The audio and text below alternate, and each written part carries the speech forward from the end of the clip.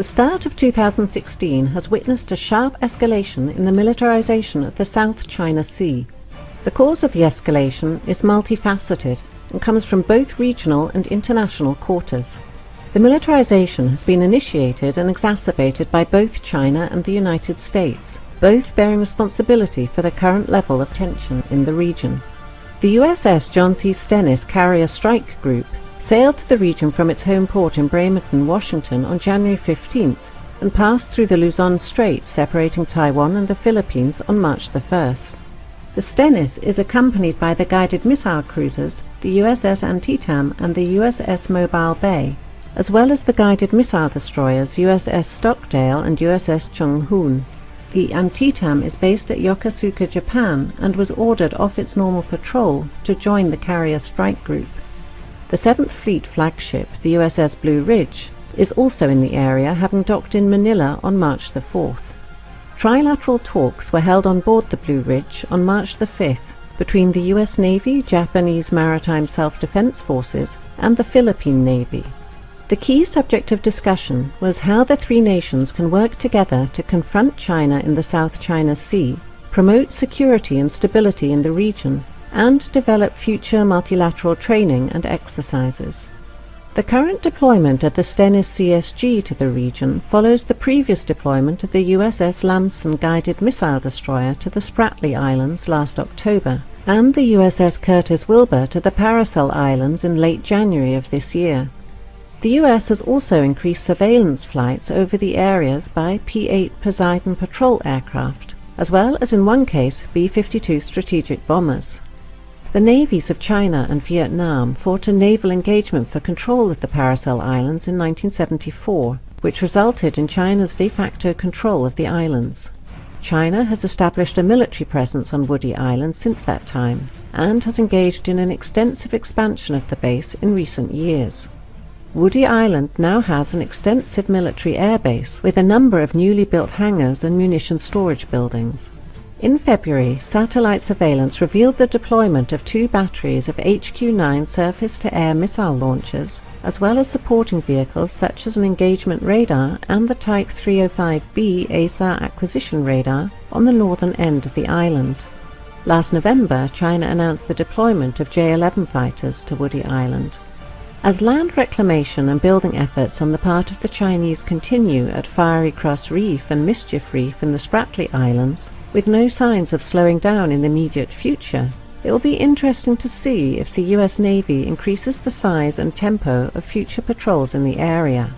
With the Royal Australian Navy taking delivery of its second Canberra-class LHD, HMAS Adelaide, on December the 4th of last year, and the first of 2 Makassar-class LPD vessels built by Indonesia for the Philippine Navy, the BRP Tarlac launched on January 17th of this year, the US Navy may soon be bolstered by more powerful regional navies in future patrols.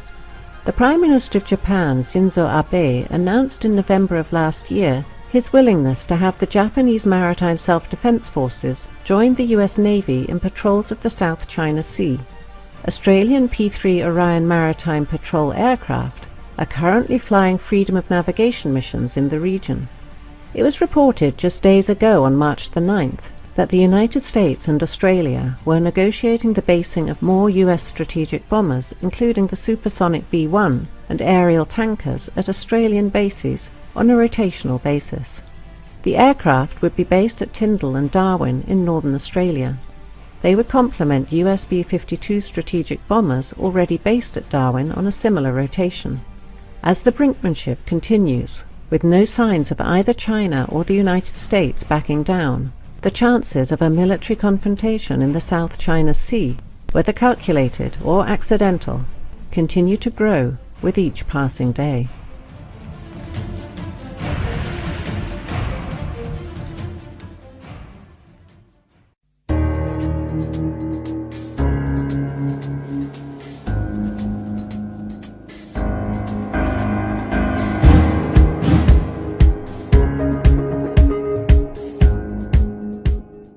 US Naval Services have released a new maritime strategy, a plan that describes how the Navy, Marine Corps and Coast Guard will design, organize, and employ naval forces in support of its global dominance. The new strategy, titled A Cooperative Strategy for the 21st Century Superpower, highlighted forward, engaged, and ready as key words and kept the original theme of ensuring our capability to intervene overseas. It calls for increasing the Navy's forward presence to 120 ships by 2020, up from about 97 ships today. This includes forward basing 4 ballistic missile defense destroyers in Spain and stationing another attack submarine in Guam by the end of 2015. The Navy is scheduled to increase presence in the Middle East from 30 ships today to 40 by 2020. The strategy reinforces the continued need to strengthen the partnerships and alliances by stressing the importance of operating in NATO maritime groups and participating in international training exercises. The U.S. strategy emphasizes operating forward and making proxies across the globe, especially in the Indo-Asian Pacific region.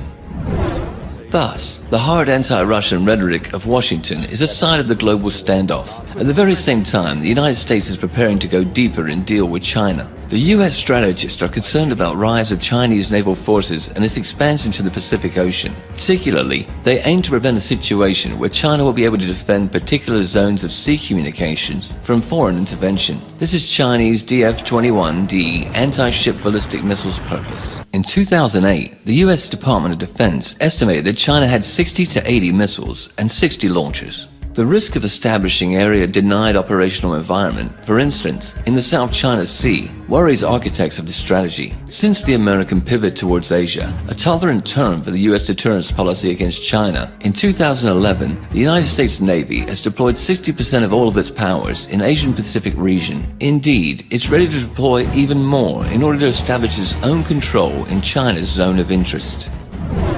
Armed with its own unparalleled navy, the U.S. gets a louder voice and more power to restrict military or economy use of the oceans by other countries. In other words, it indicates the U.S. intention to control the trade in the Indian Ocean and the Pacific, or even monopolize it in those waters. Now here's where the problem is. In April, China overtook the United States as the world's top importer of crude oil, and 80% of this oil, and many other important resources, China imports through the Malacca Strait, which the Chinese Navy doesn't control. In this context, it's clear why Beijing claims sovereignty over nearly all of the South China Sea, and is building a military base in Djibouti. China supports counter-piracy operations in the Gulf of Aden, conducts humanitarian assistance and disaster response missions enabled by its hospital ship, and participates in large-scale, multinational naval exercises. Washington immediately protested against the China-Djibouti relations and expressed concern over China's plans to build a military base in the Obok region, but to no avail. China has to defend the supply of oil over a long way and isn't able to do it right now. Problem is, it doesn't have enough naval bases along vital shipping lines as of yet. Strings of Pearls strategy, initially suggested as a series of seaports and naval bases stretching along the Indian Ocean, has to resolve this issue. The seaports will be support places and investments that could pay dividends on a strategic level while causing broader security amenities. China's naval defense strategy is grounded on the combination of offshore waters defense with open seas protection concepts. The offshore waters defense consists of 2 missions. One is to protect China's eastern coastal area, which is the country's most economically vibrant region. The other is to ensure the safety of the expanding shipping lines that are vital to China's economic growth. Open seas protection concept also has 2 elements. One is to extend maritime protection to waters over 600 miles from the Chinese coast by building supply depots in the disputed South China Sea, trying to conduct submarine activities in the Indian Ocean, and acquiring bases beyond the region. The other is to develop capabilities to conduct non-conventional security operations outside the region, such as naval diplomacy, joint maritime law enforcement, and humanitarian assistance. Compared with the United States, the PLA Navy has sufficient self-defense capabilities, but deficiency in cross-region operations and force projection is evident, though Beijing is trying to change that. On the other side, China's unique geographical location allows it to establish control over its local seas, the Yellow Sea, the East China Sea, and the South China Sea. That is what the United States has accused China of doing in the last 5 to 10 years. The so-called anti-access area denial A2, AD, or the Fort fleet strategy. This is the real reason for the boiling over for China's island work in the South China Sea. Washington is sufficiently alarmed by a perspective to lose the maritime control in the region and has started the naval force race under an umbrella term of all domain access. Despite this, Beijing is adamant. In June, China said it was shifting work on disputed South China Sea islands from the dredging of land to the construction of military and other facilities. The U.S. containment policy against China includes not only holding of old alliances, but a creating of new. In the recent strategy, Washington pledges to strengthen cooperation with 6 long-standing allies: Australia, Japan, New Zealand, the Philippines, the Republic of Korea, and Thailand, and also lists 8 new partners: Bangladesh, Brunei, India, Indonesia, Malaysia, Micronesia, Pakistan, Singapore, Vietnam. With help of its Asian allies, the US are going to seal off the PLA Navy in South China Sea and prevent its moving into operational space. Further, Washington's diplomatic rhetoric over the long-standing allies, shared strategic interests, and cooperation in Asia, in fact, is aimed at establishing a coalition against China. Despite the fact that the US official strategy is ignoring the Taiwan issue, the island may easily become a flashpoint of ongoing confrontation, and the Western media machine has already set the ground for it. On July 22nd, US magazine, The Diplomat, reported that the People's Liberation Army soldiers were seen running towards a building that bears a striking resemblance to the Japanese-built presidential office in Taipei.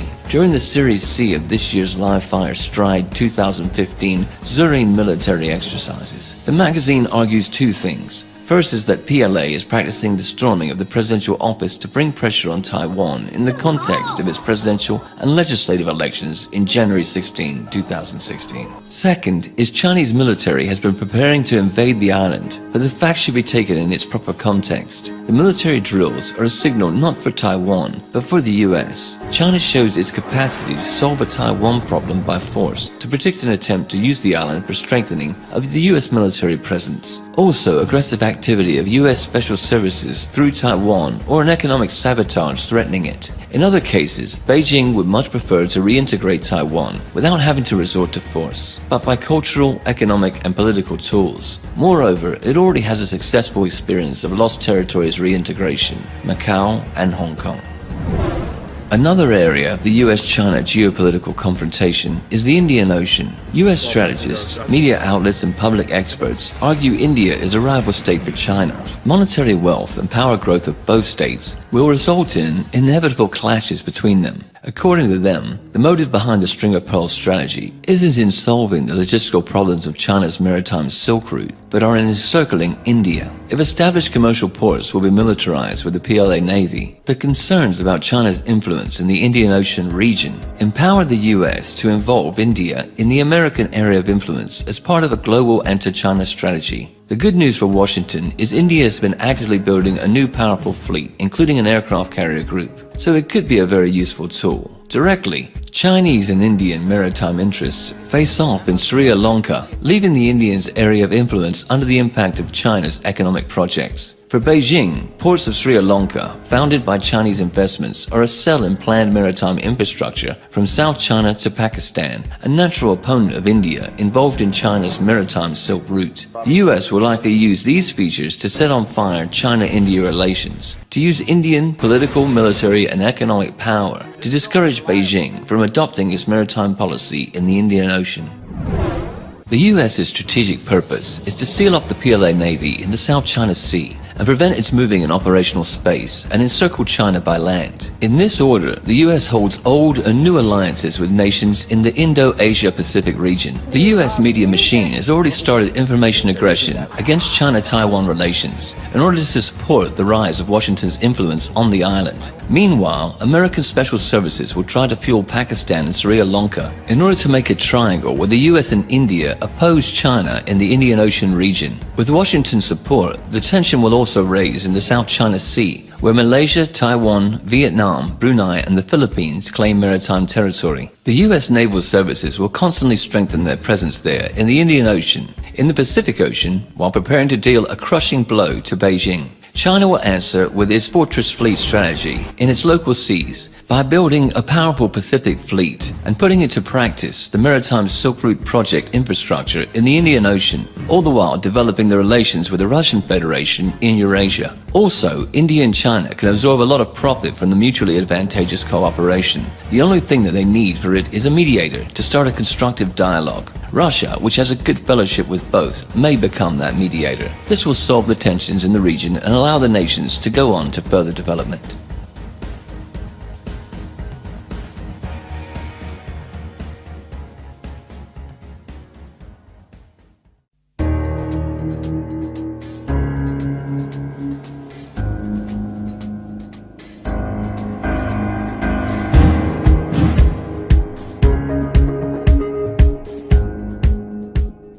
After months of mounting rhetorical war, the United States has conducted a patrol through the South China Sea.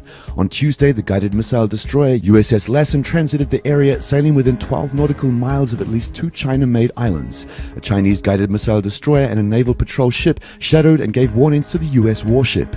Then Chinese Vice Foreign Minister Yang Zhesu summoned US Ambassador Max Baucus, lodging serious representations and expressing strong discontent over a US warship patrol. Beijing's attitude was that the US threatened China's sovereignty and security interests. In turn, Washington has demonstrated with this action that it rejects China's claim that the built islands mark Chinese territorial waters.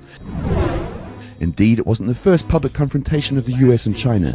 Tuesday's US patrol parallels the response to China's 2013 assertion of its expanded air defense identification zone in the East China Sea.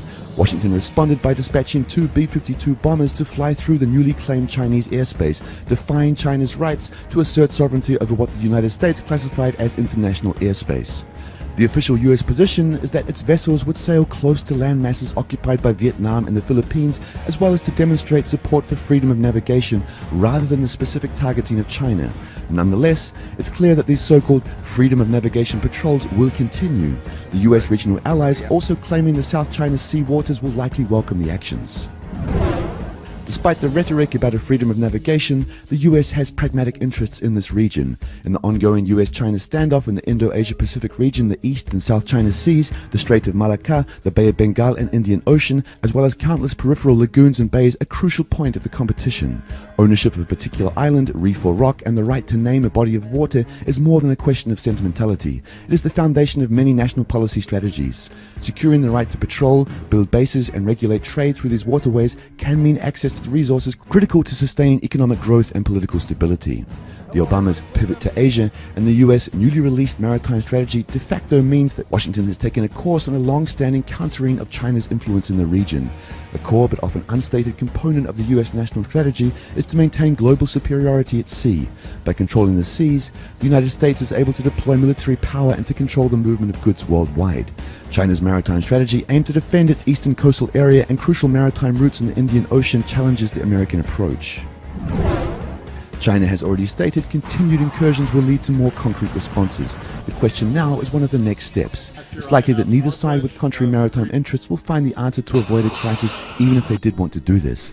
Furthermore, they have domestic and international reasons not to step back from their contradictory positions. In the Indo-Asia-Pacific region, the US has been rapidly building political, economic and military alliances to balance the rise of China's economic and military power. Beijing can't ignore this fact. Thus, both sides systematically move to a situation making possible a confrontation. But firstly, the tensions should escalate into crisis in the South China Sea.